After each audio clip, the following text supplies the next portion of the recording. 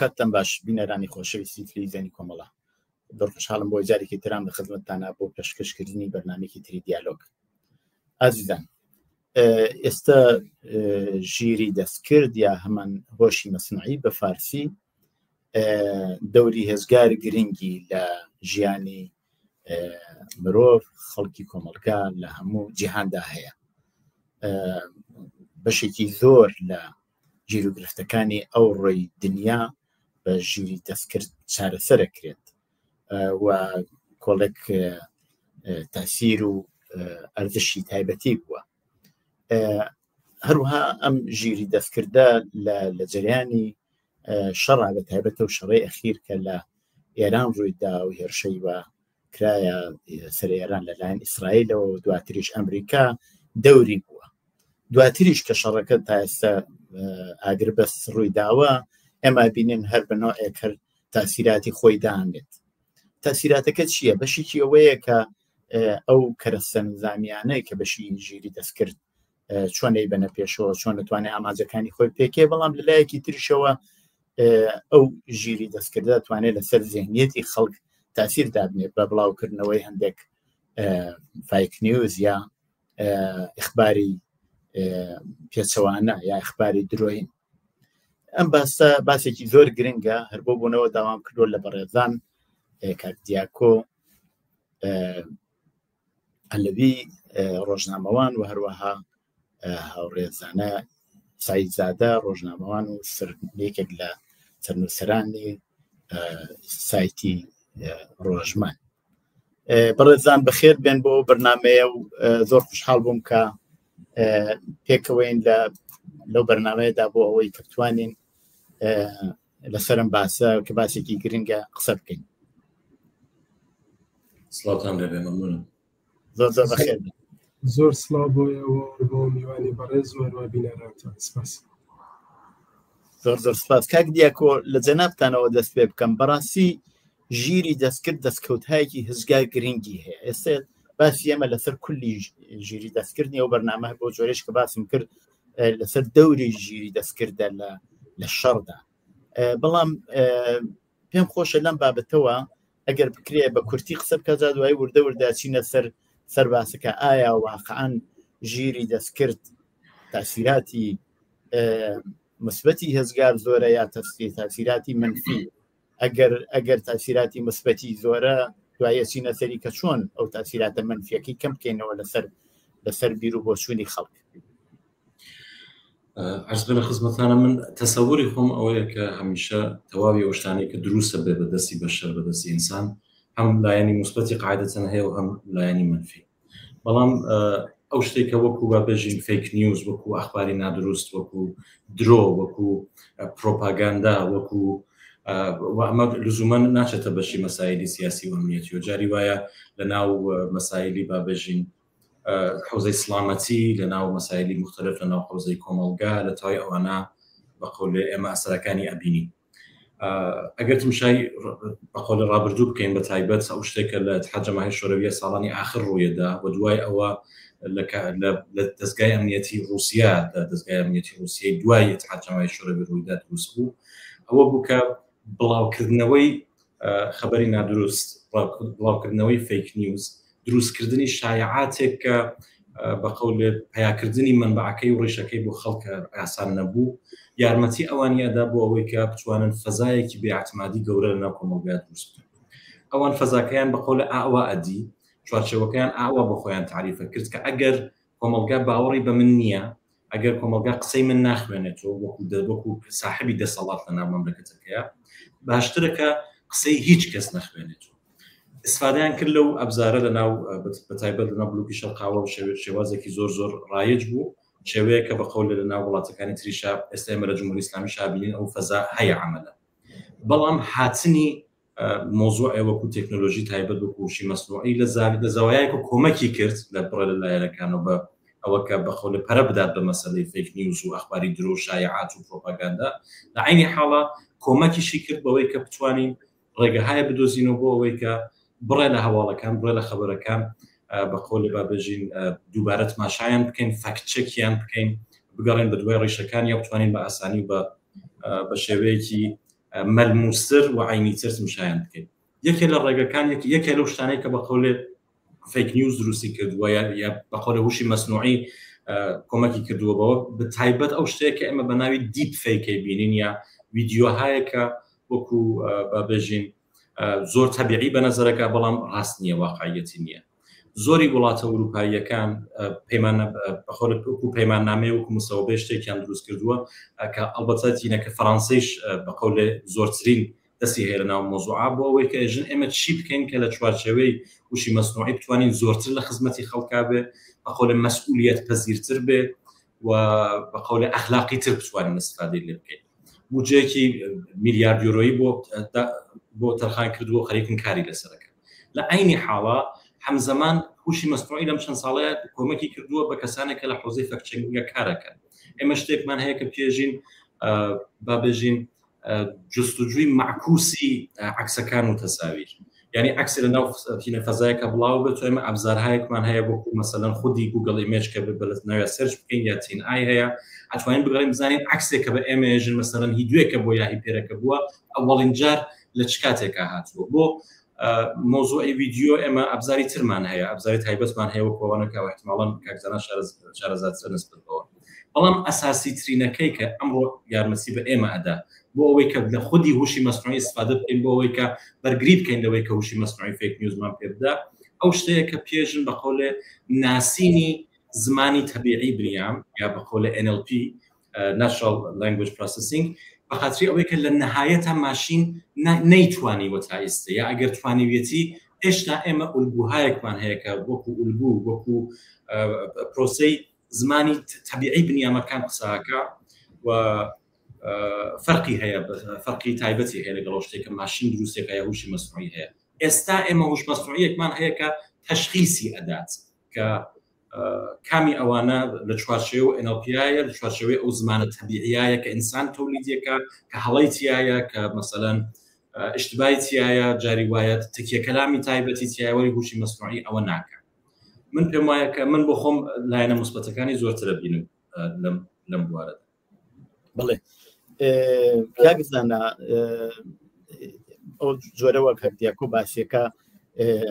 ئەوەیە کە تەسویر یعنی لەباری ڤیدۆییۆ یا لەباری ئەوەی کە باسمان کرد لەوەڵەوە چاو چەندێک تەئسیری هەیە لەسەر مۆزوعە چۆن دەتوانێت چۆن ئەکرێ مەسەلەن بۆ کەسێک کە کارەکەی ئەوەیە یا لەگەڵ هۆش مەسنوعی کارەکە توانێت زووتر تەشخیصی بدا، بەڵام بۆ خەڵکی عادی چی ئەبێ بکرێ بۆ بتوانن لێکی بدەنەوە ئەویان ئەوە شتێکی واقعیە یا ئەویان شتێکی درۆینەیە، چۆن ئەکرێ ینی بە چ ڕێگەیە کە کرێ ئایا ئەبێ قانونمەندی بۆ بکرێ یا ئەوەی کە ئەبێ هەر نەوعی گۆڕینەکە بە خەڵک پیشان بدرێ بەو شێوە کە تەرەفێ فیک نیوز بکە بەو جۆرەش دەبێت لەعات بدرێت ئەو فیکە چۆن ئەو خەڵکە لەو ئاگدار بزانەوە وایە وانە. بە بڕوای من دیارە شتێکە کاکدیاکۆ باسی کرد زۆر ڕاستە، بە تایبەت ئێمە ئێستا فەناوەری دیپفیک هەتا لە سەرەتاوە کارایەکی پێکرابوو کە بیستبوویان لەباری ئەخلاقیەوە تەسویرهایەک جایگوزینی چیپەڵن کاراکتێرایەک بکەن لە ڤیدۆکەوە ئەوە بکەن بە سەنەدێک بۆ ئەوەی کە لەباری ئەخلاقیەوە یا لەباری سیاسی و کەسانێکی پێوتکەن ینی تا و حدە مەسلەی دیپفیک خەتەرناک بوو و واقعگەرایانە تەساویرەکەی نیشانەدا، بەڵام چەندانە ڕێگا هەیە کە بکرێت ئەمانە لە یەک تەشخیص بدرێت کە چه ڤیدۆیەک فیکە چه هەواڵێک فیکەوە چه هەواڵێک ڕاستە. دیارە مەکارێکی ئاسان نییە بەڵام نەشودەنیش نییە. زۆر جار هەندێک لە هەر خودی ئایەکان هوشە مەسنوعیەکان ئەو قابلیەتیان هەیە کە ئەگەر ڤیدۆیەک یا تەسویرێک کە مشکوکین کە بە هوشی مەسنوعی دروستکراوە پیان بدەیت خۆیان با تۆجه بۆ ئەلگۆریتمانەی کە هوشی مەسنوعی بەکاری ئەهێنێ بۆ ئەوەی کە ڤیدۆیەک دروست بکرێت یا ئەکسێک دروست بکرێت بەپێی ئەوە ئەتوانێت تەشخیص بدا کە ئەمە یەکدانە ڤیدۆ یا ئەکسی ناواقعیە. و مەسلەیەکی تر ئەوەیە کە دقت بکرێت بە جزئیاتێکە لە ئەکسیا و ڤیدۆ کە بە هوشی مەسنوعی دروستەکرێت تایەتی ئەو جزئیاتە زۆر جار بۆ نمونە ئێستا گوگل ئەلبەتە لە ئاستێکی خواردتر لەو شتێکی ئێمە ئێستا بەحسیەکەین فەناوەریەکی بۆ دروستکردنی ڤیدۆ بە هوشی مەسنوعی معرفی کردووە کە ئەو فەناوەریە ئەتوانێت بە زوانهای مختلف ڤیدۆ دروستکە لە حدی 8 ثانیە. بەڵام ئەو ڤیدۆوانە چاوی لێ بکەی بەر لە هەموو شتێک باوجودیەوە کە ئەڵێم ئەمە لە ئاستێکی خوارەوە ئێمە بەحسی شتێکی ڕەنگە زۆر حرفەییتر بکەین، بەڵام وەختی چاولێکی لە جزئیاتێکە بەکاری ئەبا ئەبینی هەڵەهایەکی تایە، ئیشتباهاتێکی تایە کە ئەو ئیشتباهانە نیشان ئەدات و هەر لە ئەوڵین بەرخوردا ئازانی کە ئەم ڤیدۆ ڕەنگە دروستکراوی دەستی هوشی مەسنوعی بێت و واقعی نەبێت. وە لە لایەکی تریشۆ من پێم وایە منبع زۆر مهمە، یعنی ئەو هەواڵە یا ئەو ڤیدۆ لە چ منبعێکۆ بڵاوە بێتەوە، چون ئەکسەری ئەو دەستگا هەواڵنێریانەی کە مۆعتەبەرن کارەکەن دیارە سەرچاوەهایەکیان هەیە لەو شوێنانێکەوە ئیتفاقانەکە بۆ نمونە ئێستا ڤیدۆیە کە لە زیندانی ئەوین بڵاو بوو کە بە موشک لێدرا دیارە ئەکرێ هەرچەند شرایەتی ئێران لەباری ئینتەرنێت و شرایەتێکی گونجاو نەبوو کە زۆر ڕاحەت بێ، بەڵام دەرکول بۆ هەمچین ڤیدۆهەیە کە مەسلەیەکی خەبەریە دیارە هەندێک لەو دەستگا هەواڵنێریانم سەرچاوەهای خۆجێی و مەحەلیان هەیە کە ئەتوان مراجعەی پێ بکەم بزانە ئایا واقعاً هەمچین ڕووداوێک ڕوویداوە یان نە. بۆیە من پێم وایە لە مەجموعە بەو چەند شتێک کە ئیشارەم کرد، یەک منبعی ئەو هەواڵە کە بڵاوە بێت و زۆر زۆر گرنگە کە منبعێکی ڕسمی بێت، منبعێک بێ کە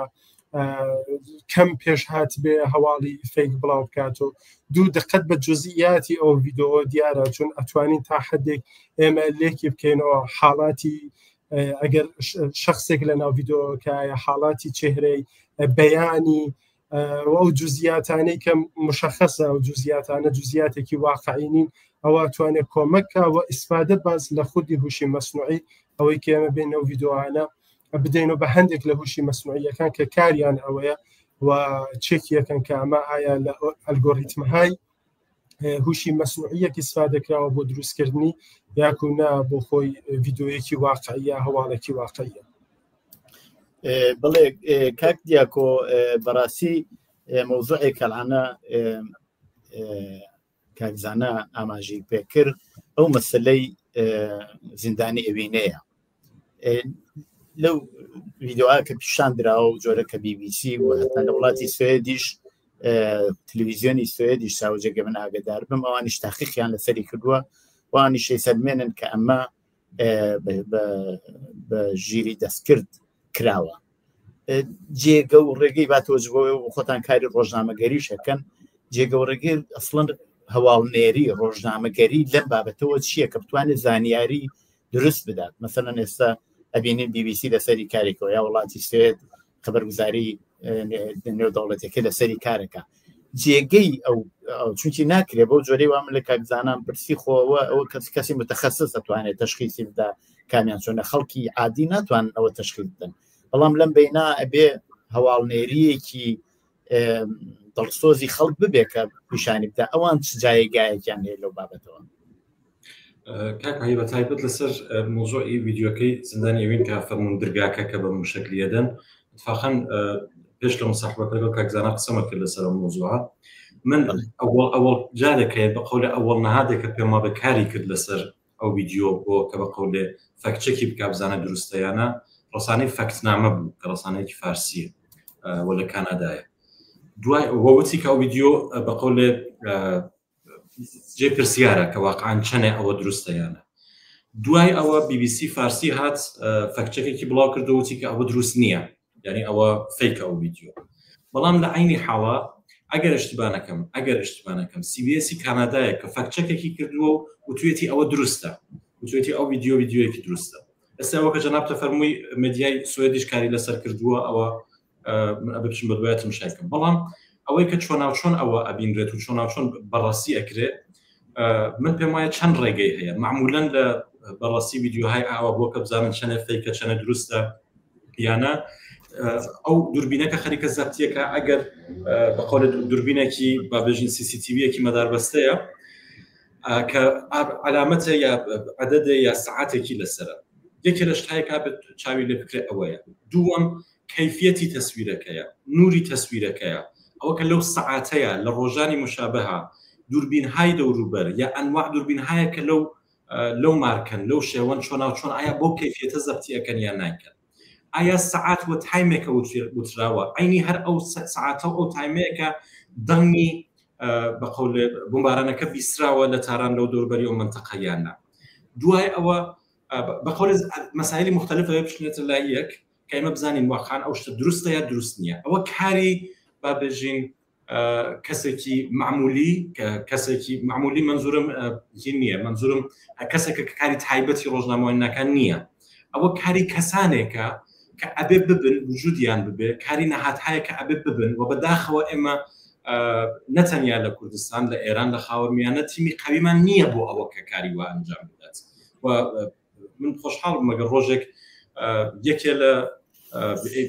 لە جریانە سیاسیەکانی کوردستان بتوانێت پرۆژەیەکی فەکچێکینگ بواتە بەرەوە بە خاچەوەی کە پشتیوانی بەرەملەری تایبەتیشی لەسەرکرێت بە خاچەکان ڕۆ تەواوی دنیا دژ بۆ مەسەلە خەریکە ئەوێستێ بەڵام لە عینی حاڵا من پێم وایە کە یاری بەخۆڵی تکراریەکەمەوە ئەوە کاری کەسانێکە کە تەخەسوسیان ئەوە بێت توانای ئەوەیان بێ کە بتوانن شتەکان ئێلەمانەکان فاکتۆرە ئەسڵیەکان بچنە لای یەک و بەقەولێ تەجزیە تەحلیلی بکەن ئەوە کاری هەر کەسێ نییە و ئەو خەلە ئەمان ئێمە بەداخەوە لە کوردستان لە ئێران لە خاوەرمیانە هەیە من گەرەکمە چەندانە مثالی زۆر سادەتان عەرزکەم جریانهای کە کاری فەکچێکیان دەست پێ کردووە لە ناو دنیادا ئەساسەن لە ئەوڵە جریانهای حکوومەتی دەوڵەتی نەبوون هەمووی دەوڵەتەکان تقریبا حتا دەوڵەتی ئەمریکا ئێستا دژ بۆ مەسەلەیە حتا بەقەول دوای سەرکەراتنی ترامپ هەتاڕواکە ئاگادارن پرۆژەی فەکچێکینگی بەشە لە شەبەکە بەشە لە سوشال مێدیاکان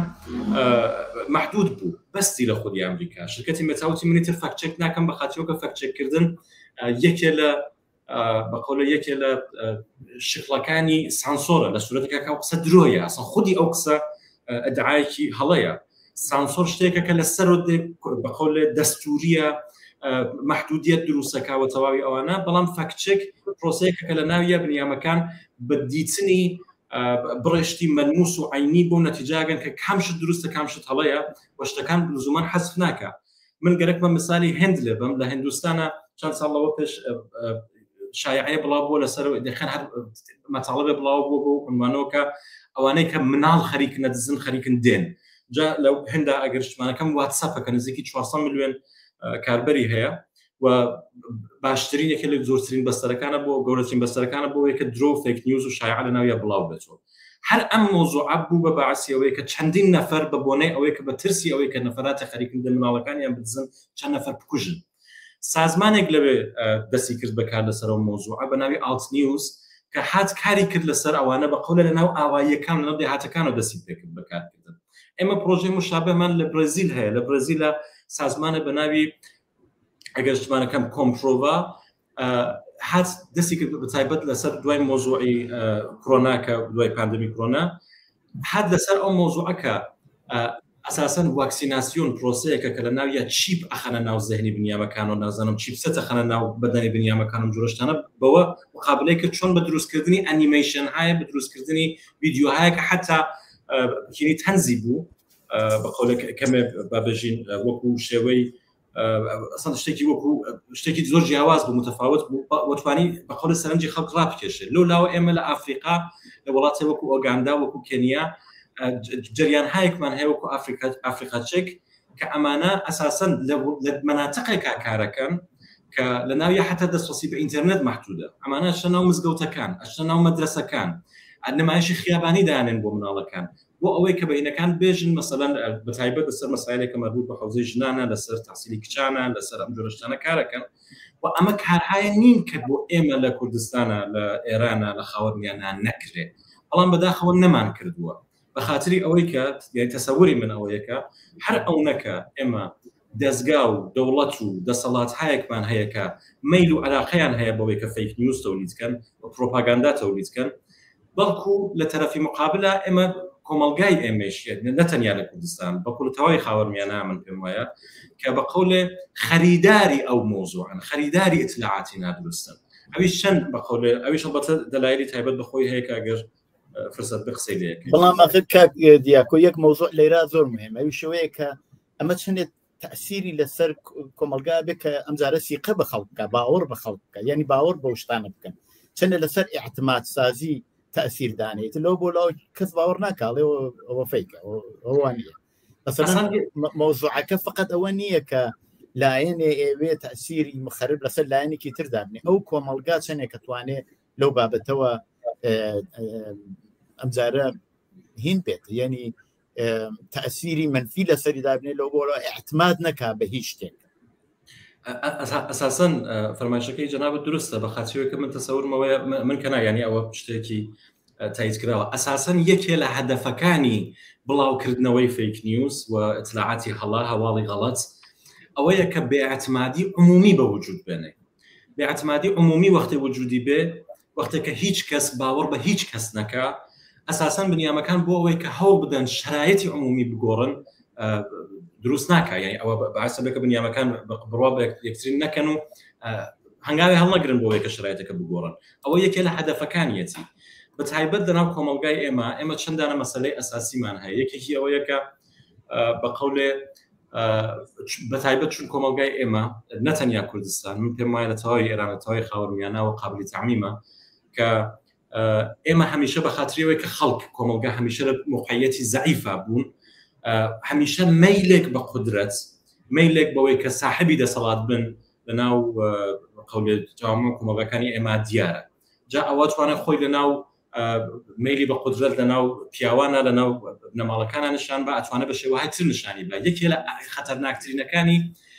ئەو شتەیەکە پێژین ئەحساسی دانایی کاذب ئەوەی کە من شتەیەکە زانم کە کەس نازانێت خود بە خود بڵاوکردنەوەی بڕە لەو هەواڵانە بە تایبەت لە حوزەی سڵامەتی لە حوزەی مەسایلی ئەمنیەتی وەکو مەسەلەن ئەگەر اشتبانەکەم دوای ڕفراندومی هین دوای ڕفراندومی کوردستان کە پێش هات ئەگەر اشتبانەکەم 2007 دەبوو ئەگەر هەڵەیەژم ئیسلاح بکەن بزەحمەت پێم وابێ شایعەیە بڵاو بووە لەسەر ئەوەی کە مەسەلەن مەسعود بارزانی ئەستعفای کردووە ئەو خەبەرە هەڵە بوو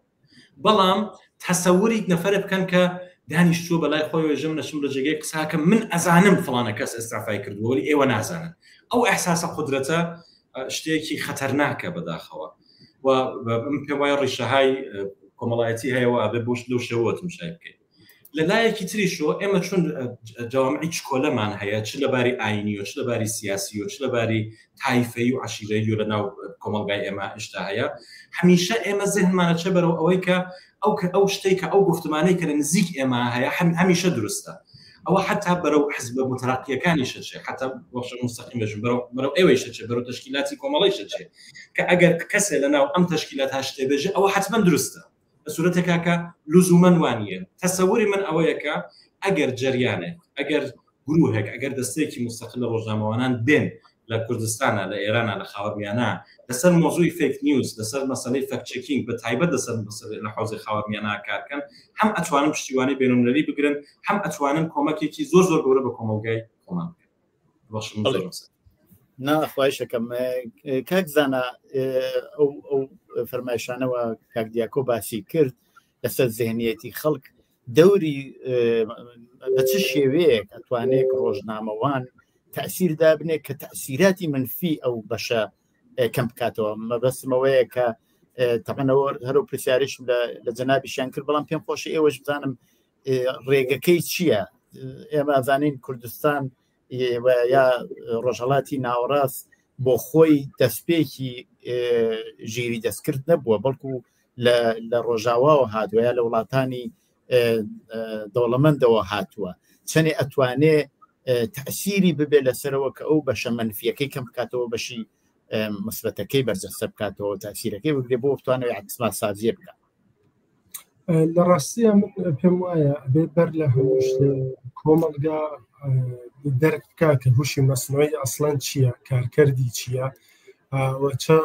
وەچ کارهایەکی پێ ئەکرێت بەتایبەت لە بواری ڕۆژنامە نووسی ڕۆژنامە گەری و تەولیدی محتەوا چونکە کاک دیاکۆ بە نوکتەهایەکی ئیشارەی کرد کە من پێم وایە من نامەوێت زۆر ئەم سوالە درێژە پێ بدەم چون پێم وایە کاک دیاکۆ بە باشی جوابی سوالەکەی لە پێشاداوە بەڵام وەکو نەزەری خۆم منیش پێم وایە کە جێگای لایەنێک ئۆرگانێک خاڵیە کە بێنێت ئەو کاری فەکت چەکینە بکات بۆ ئەو هەواڵانەی کە دیارە احتمالی ئەوەی لەسەر هەیە کە ئەمانە فیک نیوز بن و بوونی هەمچین ئۆرگانێک دیارە لە 100% ئەتوانێ متمانە ببەخشێ بە خەڵک بەتایبەت لە ڕۆژەڵاتی ناوەڕاست چونکە دیارە ئەمان بەهۆی موقعیەتی جوغرافیایی و ئەو ئاژا و شەڕانەی کە لەو منتەقا هەیە هەمیشە زیاتر ئەتوانن تەسیر پەزیر بن لە هەواڵهایە کە بڵاوە بێتە لەو منتەقا هەر نمونونەکەی کە لە شەڕی ئێران و ئیسرائیل ڤیدۆهای جۆرا و جۆر بڵاو بۆتەوە بەشێکی هەر زۆر ئاسایی ئەتوانین تەشخیصی بدەین کە ئێمە ڤیدۆیەکی فیکە بەڵام باوجودی ئەوە کە ئەزانین ئەو ڤیدۆ فیکە بۆ نمونە ڤیدۆیەکە لە ئێوە چەند جارێکی فکرکەم دیم ئێستا پەخشتان کردو لە قائانی بڵاو کراوەتەوە لەلایەن تیمی سایبری ئیسرائیلەوە کە ئەمە مەعموری موسادا و ئەمە چ بوون یان نەبوونی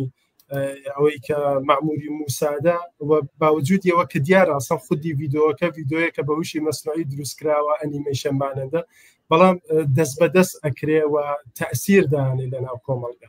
بۆیە من پێم وایە لە مەجموعە ئەوە بڵێم کە تەئسیری هوشی مەسنوعی لەسەر بیری گشتی خەڵک قەتعاً زۆرە و هەرو جۆرەشی کە وتم بوونی ئۆرگانێک بۆ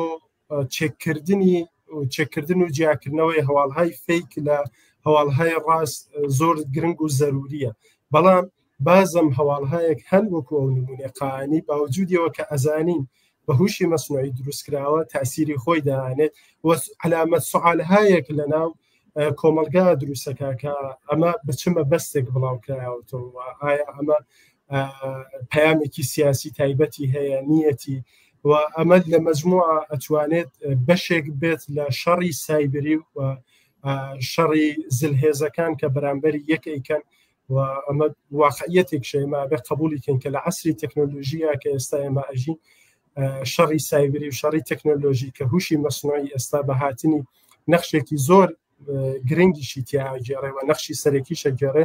ئێستا جێگوزینی ئەو شەڕە کلاسیک و تەنبەتەنە بووە هەرچەند لە سەردەمی پێشوشە تەلەڤیزیۆن رادیۆ نەشریات ئەوە بڵێم کە ئەم ترەندە یا ئەم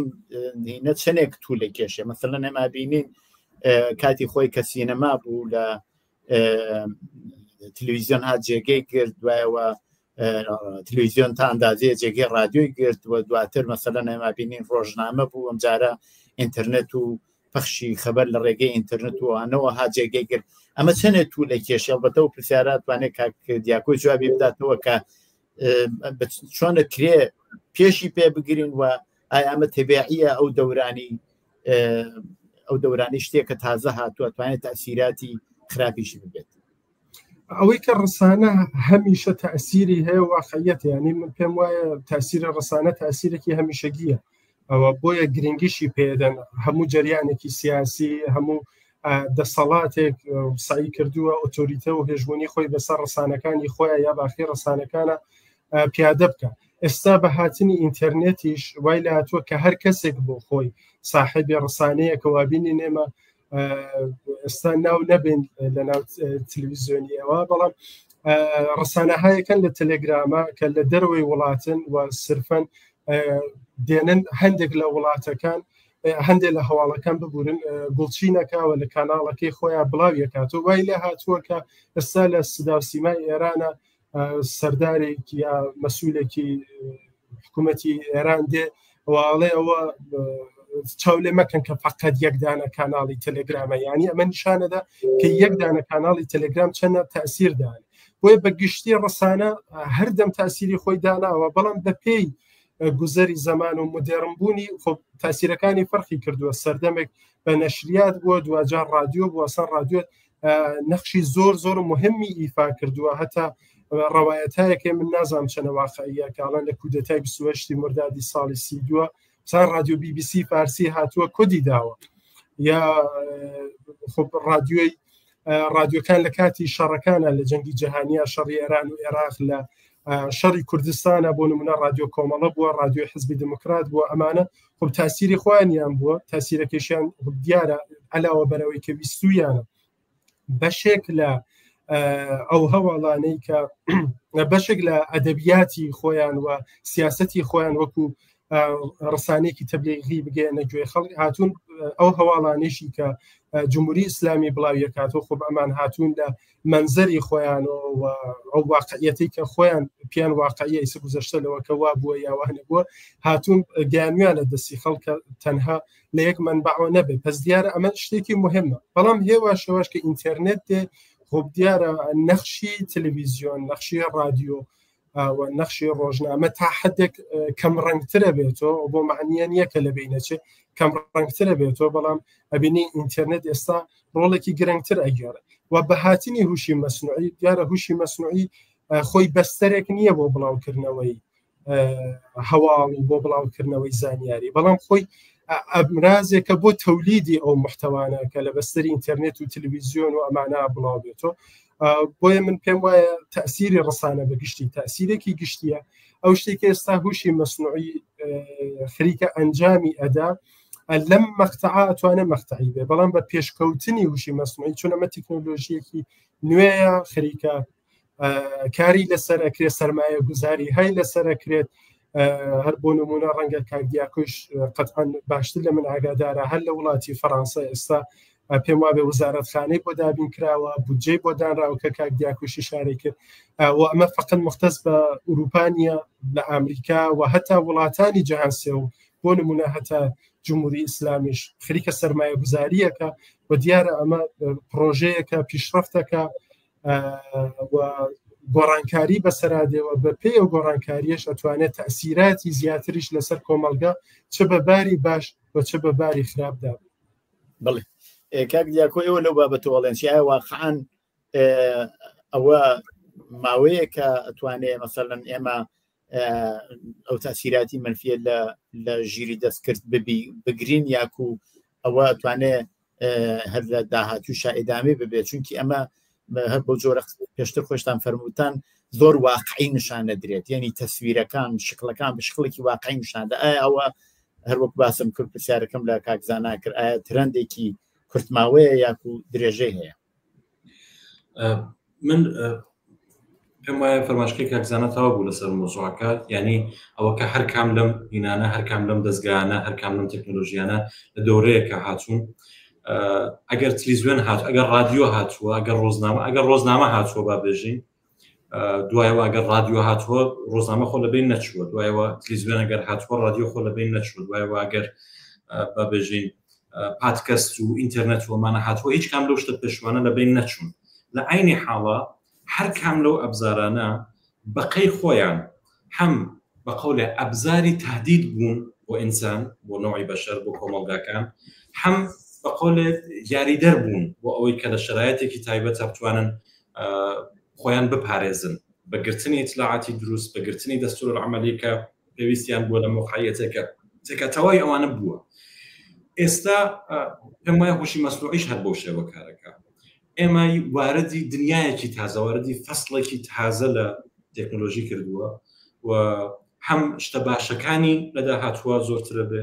هەم بەشە منفیەکانی لەدا هاتووە زۆرترە بێ ئێمە هەم احتماڵاً شاهدی ئەوە بین کە هوشی مەسنوعی کۆمەکەکە لە حوزەی سلامەت و پزیشکی و تەبابەت و ئەم جۆرەشتانە هەم لە عینی حاڵە شاهدی ئەوە بین کە کۆمەکەکە بە کارخانەهای تەسلیحات کۆمەکەکە بە وڵاتە داگیرکەرەکان بە وڵاتە دیکتاتۆرەکان بەتەواوی ئەوانە کۆمەکەکە ینی بەخاوە ئەبزارێکە لە دەستی بەشەرە مەسەلە ئەوەیە کە چەنە خودی نوعی بەشەر ذاتی ئینسان خۆی بۆ خۆی بزانێت کە لە نەهایەتە پێویستی بەوەیە کە ینی هەر چەنە جوامعی ئینسانی تر بن قەتعاً من تەسەورمەوەیە کە با بێژین بەشە منفیەکانی هوشی مەسنوعی تەکنۆلۆژی و ئەوانش کەم ڕەنگترە بێتەوە لە داهاتووە ئەینا هەرەوە بڵێ ئێستا کە باسەکەمان لەسەر شەڕە هەر پێم خۆشەوە لە مەوردیشەوە باس بکەن کە تمشارەکەین وڵاتێکی وەکو ئیسرائیل لەباری مەساحەت و جەمعیەتەوە وڵاتێکی چکۆلەیە بەڵام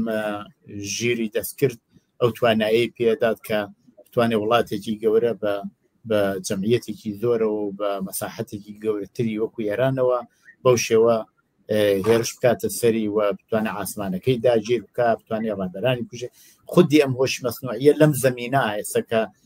بەداخەوە شەڕ هێشتا یەکێک لەو ئامرازانەیە کە وڵاتە جەرهێزەکان خەریکن بەسەر خەڵکادایە پێم چەندێت تەئسیری ئەبێت. هەلەوە کاک دیاکۆ بەڵێ بەڵام ڕاستەکەی من تەسەور ناکەم کە ئەو شتێک کە دەستی ئەوەڵی ئەم شەڕە بووە لە قودرەتی تەرەفەینەکانە هوشی مەسنوعی بووبێت. تەسەوری من ئەوەیە ئەڵبەتە لزومەن هینیەوە کاکزانە شاید باشتر بزانایە کەسانە کە شارەزاترن لەسەر مۆزوعەکە. من پێم وایە کە جمهوری ئیسلامی بەرحاڵ لەگەڵ مەسەلەی بە تۆری ئەساسی لەگەڵ مەسەلەی مەشروعیەت ڕوبەڕوە. ئیسرائیل ئەو مەسەلەی لانی کەم لە ناو یەهودیەکان ناوخۆیان نییە، ئەو بۆ معنە نییە من بێژم ئەوان باشن ئەسڵ منزورمەوە نییە، بەڵام حەدانی کەم دەوڵەتەکەی خۆی بۆ ئینەکەی خۆی ئەو نییە لەباری ڕابطە لەگەڵ دنیا بە باش یا خراپ ارتباطی باشی هەیە لەگەڵ دنیا، بەردەوام پوڵی زۆری هەیە توانە ئەسڵ حەبسێن ناتوان توای ئەوانە بکە. جمهوری ئیسلامی ئەوانەی نەبووە، ئەوەی کە لە جێگەهایەکە توانیوێتی ئەبزارهایەکی ببێت کە لە هوشی مەسنوعی ئیستفادەکە یا بە قەولت تۆسعی کۆمەک وەرگرە لە هوشی مەسنوعی بۆەوەی کە بڕە لە ئەبزارەکانی لە ئەبزار نظامیەکانی تۆسع بدات، ئەوە محتەمەڵە. بەڵام ئەوەی کە بە سەرفی ئەوەی کە توانیوێتی لە هوشی مەسنوعی ئیستفادە بکە نا، من وای نابینم. بڵێ کاکزانە ئێوە لەو بابەتەوە ئەڵێن چی؟ ئێمە زانین ڕۆژنامەگەری بەکل لە ڕۆژهەڵاتی ناوەڕاست ئەو ئازادی و ئەبێبی بێت نەیبووە. چۆن ئەبێ بکرێ؟ ئایا مەسەلەن چ ڕێگەهایەکەیە بۆ بتوانین ڕۆژنامەگەری و کاری مێدیایی بتوانێت ئەو لایەنە نگاتیڤانەی ژیری دەستکرد کەم ڕنگ بکاتەوە و ئەبێت چ بکرێ؟ ئایا مەسەلەن پەروەردە چەنە تەئسیری هەیە، کۆمەلگایەکی دموکراتیک چەنە تەئسیری، هەموو ئەوانە مەسەلەن چ ڕێگەهایەکەن کە ئێستا ئەبێ ئێمە بیخینە بەردەمی خەڵک کە خەڵک بۆی هەر لە ئێستەوە لە چۆن هەوڵەدەن بۆ ئەوە حقوقەکانیان ببەنە سەرەوە، هەوڵەدەن بۆ ئەمەش هەوڵ بدەن بۆ بتوانن بەر بە شتێ بگرن کە دوای ئەتوانێت تاسیری منفیان لەسەردا بێت. بە بڕۆی من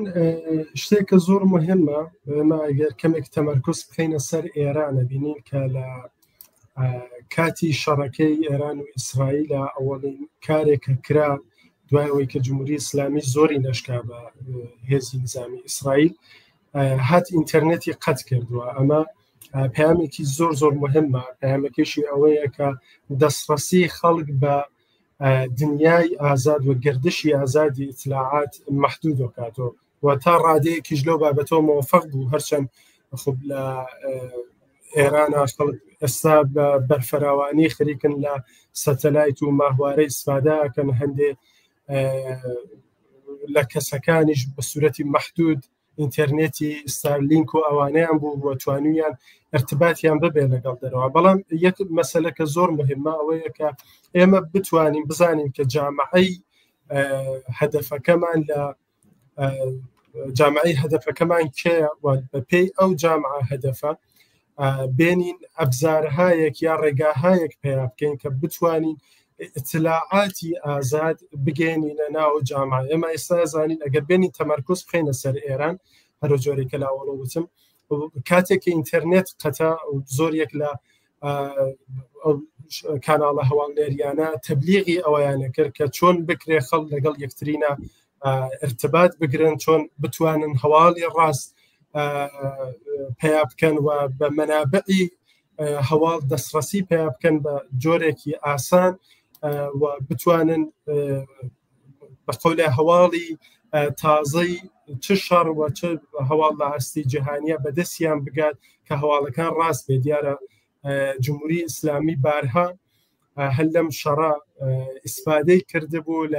لە سەطحێکی خوارە لە هوشی مەسنوعی بۆ نمونە چەندین بار ئیدعای ئەوەی کردبوو کە دابووی لە فڕۆکەیەکی شەڕی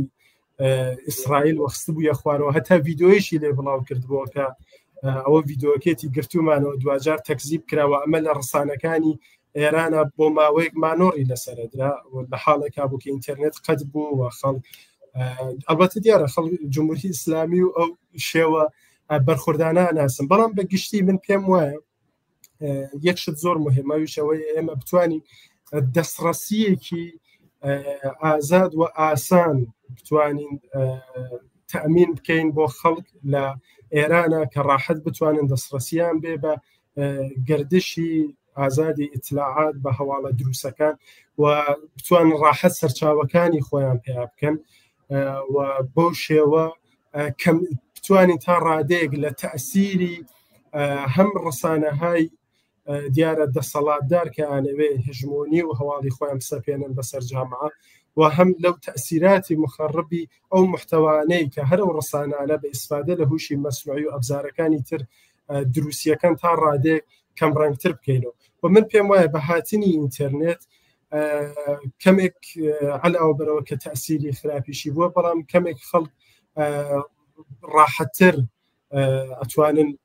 تشخیص بدەن کە مەسەرەن ئەم هەواڵە منبعەکەی کوێیە ئەدەبیاتەکەی چییە سەربەکام لایانی سیاسیە بە چ مەبەستێکەوە بڵاوەکرێتەوە تا ڕادەیەک خۆیان بەو تەخەسوسە گەیشتون بەڵام بەگشتی هەرو جۆری کە پێشتریش بەحس کرا و کار دیاکۆش بەحسی کرد ئەمە کارێکی زەمانبەر تەخەسوسیە و بەداخەوە هژمۆنی و ئەو سیستمی پۆلیسی و دەسەڵاتی ئەم حکوومەتانە بەتایبەت لە خاوەرمیانە باعث بووە کە کەمێک ئەو کارە زۆر سەختتر بێ لەو منتەقە جوغرافیایە و من یەک نەگەرانی خۆشم بەحس بکەم ئەڵبەتە کاتی بەرنامەکە زۆر نەگرم هوشی مەسنوعی زۆر زۆر مواسرە واتوانێت زۆریش خەتەرناک بێ لەکەیە خەتەرناکە عەلاوە بەر دیپ فیک و هەواڵی فیک و ئەمانە هوشی مەسنوعی زۆر کاری پێکرێت زۆر کاری لەباری نظامیەوە پێکرێ لەباری سەرکوبەوە پێکرێ و ئەمە ئەگەر ئەم تەکنۆلۆژیە بتوانێت بەسەلەی تەوسع پێدانەکەی و دانشەکەی بکەوێتە دەست دانشمەندانی ڕژیمهایەک وەکو ڕژیمی جمهوری ئیسلامی ئەتوانێت فاجعەهایەک بەبار بێنێ من یەک نمونەی چکولە ئاماژەکەمەویش ئەوەیە کە چین ئێستا لەسەر پایلۆتی هوشی مەسنوعی خەریکە کارەکە تەوسعەیەدا کە خەلەبانی جەنگەندەکانی لە جیاتیەوە ئینسان بن هوشی مەسنوعی بێت و ئەمە چەند مەسئلە ئاگرێت و یەکێکەوەی کە مانۆرهایە کە ئینسان بە خاتری نیروی تاسیری نیروی گرانشی زەمین ناتوانێت بۆ جەنگەندانە لەو سرعەتهای مافوق سەوتابیدا هوشی مەسنوعی ڕاحەتە ئەو مانۆرانە ئەدات و ئەمە قدرەتی حملە و حتا دفاعیش لەو جەنگەندانە تا حدێکی زۆرە باتە سەر قدرەتی تەسمیمگیری ماشین خب قطعا بەرپایی منطقە نا ئەحساس و ئیسفادە لە تەسلیحاتهای کوشتاری جەمعی ڕەنگە بۆ ماشین ئاسانتر بێت تاکو بۆ ئینسان ئەمە خەتەراتێک نەبەتە خەتەراتەکە زۆر زیاتر لەمانە من نامێت زۆر وەختی بەرنامەکە بگرم بەڵام بەگشتی ئەو ترسەیش موجودە کە هوشی مەسنوعی ئەکەوێتە دەستی کێ و ئایا چ قوانینێک هەن بۆ بەگشتی وەکو چۆن بۆ ئەنەرژی هەستەی ئاژانسێک هەیە کەسانێک ملحق بوون ئیمزایان کردووە بە نەزەری من ئەبێ بۆ ئیسفادە لە هوشی مەسنوعیش تا حدێک ئەو چوارچێوە تەعین بکرێت. دوایین پرسیارم کاک دیاکۆ ئەرکەکەوێتە سەر هێزە سیاسیەکان ئێسەکەمە ڕوو بە خەڵکی کوردستان قساکەن هێزی سیاسی لە کوردستان ئەرکی زیاترێکەوێتە سەر جاران هەوڵی ئەدا بۆ داخوازی های ڕۆژانەی ژیانی خەڵک هەوڵ بدا بەڵام دوایی وردەوەرزانیمان ژینگە بوو بە مەوزوعێکی زۆر زۆر گرنگ یا ڕابطەی ئینسانەکان یا ئەسڵ جایگای جنسیەتەکان ئەدەم زۆر مەسایلی تر گرنگی پیا کرد ئەویش بەشێکی هەر بەهۆیەوەی وا کاکزانە باسی کرد هاتووی ئینترنێت و ئیتلاعاتەوە دراکولن هێز سیاسیەکان دەوریان چییە بێ و ئەبێ چەندی ئەحساسکن ئەمە مەسەلەیەکی مهمەوە بۆ ئەمە ئەبێت چ هەوڵێک بدەن بۆ بتوانن زانیاری زیاتر بە خەڵک بدەن کە تەسیراتی منفیەکەی کەمتر بێتەوە هەرچەند شاید مەسەلەکە کەمتر تەخەسوسی بێ بەڵام پێم خۆشە لەمە وەردەی شۆگەکرێت بۆ دوایین پرسیار جوابم پێ بدەیتەوە. من تەسەورم ئەوەیە کە یەکێ لە مەسایلێکە بەعەسە بێ یعنی بە قەولی بابێژین یەکێ لەو فاکتۆرانەکە ئەبێ بە هۆی ئەوەی وشی مەسنوعی بڕوات بەرەو ئەو مەسیرەکە ئاسیبەکانی ئێمە زۆرتر ببینین لەناو کۆمەڵگایە. ئەو تەبیعەتی مێشکی ئینسانەکانە، تەبیعەتی مەغزی بنیامەکانە کە بەردەوام یان بابێژین تەبیعەتی وجودی ئینسانە بەتەواوی نەرزوومەن چوارچێوەی بیر و باوەڕی. ئەویش ئەوەیە کە بەردەوام گەرەکێتی بچێ بەرەو ئەو شتێکە ئاسانترە، ئەو شتێکە سادەترە، ئەگەر لەگەڵ مەسەلەیەکە ڕوبەڕوە بێت، ئەگەر لەگەڵ پرسیارێکە ڕوبەڕوە بێ، ئەگەر لەگەڵ مشکڵێکا ڕوبەڕوە بێ، گەرەکێتی بە سەریعترین شێوە بە زووترین کات بگاتە جواوەکەی و لە عینی حاڵە بتوانێت بە زووترین کات حەلیکە. ئەوە خەتەرناکە. ئەو خەتەرە لە عینی حاڵە ئەو خەتەرە وەختە پڕەنگترە بێتەوە کە ئێمە ئەبزارهایەکمان هەیە بۆ ئەوەی کە گەرەکیان پێمان بێژن ئەتوانن جواوەکانی ئێمە زۆر بە زووی بدەن. بۆ نمونە مەسەلەن ئێستا لەبارەی حتا مەسایلی زۆر معمولیە، ئێوە گەرەکتانە یا ئێمە گەرەکمانە مەسەلەن من ئەتوانم مایسا مەسەلەن بە یەکێ لە وشە مەسنوعیەکان بێژم ئادەی شعرێکم بۆ بنووسە، گەر ئەتوانم پێی بێژم مەسەلەن من لە چوارچێوەی رابطەیەکی ئینسانیە مەسەلەیەکم هەیە تۆ پێم بێژە دقیقاً ئایستا ئەبێت چی بکەم. ئەگەر حتا وشە مەسنوعیەکە پێم بێژێ کە من کاری من نییە، من ئەتوانم دەستوری پێ بم بێژم کاری تۆیە جوام بەرەوە ئەو جوام پێ بدات. بە نەزەری من جریانهای سیاسی، جریانهای ڕۆشنفکری، جریانهای بە قەولی متەرەقی لە ناو کۆمەڵگای ئێمە تا ئەو جێگەی کە ئەتوانن ئەبێ هەڵ بدەن کار بکەن لەسەر مەسەلەی بەخۆلی پەرەدان بە ئەو شتێکە پێژین تەفەکوری انتقادی، شتێکە جێگای لەناو مەدارسی ئێمان نەبووە، شتێکە جێگای لەناو مێدیاکانی ئێمان نەبووە، شتێکە جێگای لەناو محفلە دەرونیەکانی ئێمان نەبووە. من نازانم مەسەلەن لەناو حیزبە کوردستانیەکانە چەنە ئێمە مەسەلەی خود انتقادیمان لەناوە هەیە، نازانم لەناو جریانە ئاینیەکانمان چەنە بەحسی خود انتقادیمان هەیە. ئێمە بەرحەڵ جریانهای ئاینی گەورەمان هەیە لەناو نزیکن بەرەو بیر و بۆچوونی سێکولار لە بەحسی سیاسی، بەڵام ئەوانیش مەسەلەی خود انتقادیان نییە. من پێم وایە کە بە تۆری مستەقیم مهمە کە جریانەکان یەک لەسەر ئەمە کارکەن وەکو پرۆژەیەکی بەردەوام، ولی لە عینی حاڵە هەر ئەم جریانە سیاسیانە من پێم وایە هەروەکە پێشتر نوچم و کاک زانایش اشارەی پێکرد، واقعاً ئیمکانی ئەوە هەیە، ئەمە شتێکی عەجیب نییە ئەوە کە سازمانێک تەشکیلاتێک دروست بکرێ بۆ ئەوەی کە بە تۆری تەخەسوسی لەسەر فاکت چێکینگ لە حوزەی خاوەنیانە کارکە، بە تەمەرکۆزی بنێتە سەر مەسەلەی کوردستان و ئێران و یا هەر کوێی تر. ئەمە شتێکی عەجیب نییە، کارێکە کە ئەکرێ پێشتر کراوە، ئەبینین لە هندستان بە باشی خەریکا ئەکرێ، لە ئەفریقا خەریکا ئەکرێ و بە قەولێ عینی و مشەخەسە و ئەنجام پەزیر. زۆر زۆر سپاس بەڕێزان کاک دیاکۆ ئەلەوی ڕۆژنامەوان، هەروەها کاک زانا سعیدزادە ڕۆژنامەوان و دەستەی نووسەری نووسەرانی ماڵپەڕی ڕۆژمان کە بەشداری ئەو بەرنامە بوون. زۆر سپاس بۆ بەشداریتان لەو بەرنامەیەدا. بەڵێ بینەرانی خۆشەویستی تەلەڤیزیۆنی کۆمەڵە بەو جۆرە هاتینە کۆتایی ئەو بەرنامە، تا بەرنامەیەکی تر ڕۆژ و شەوێکی خۆشتان بۆ باواتە خوازم.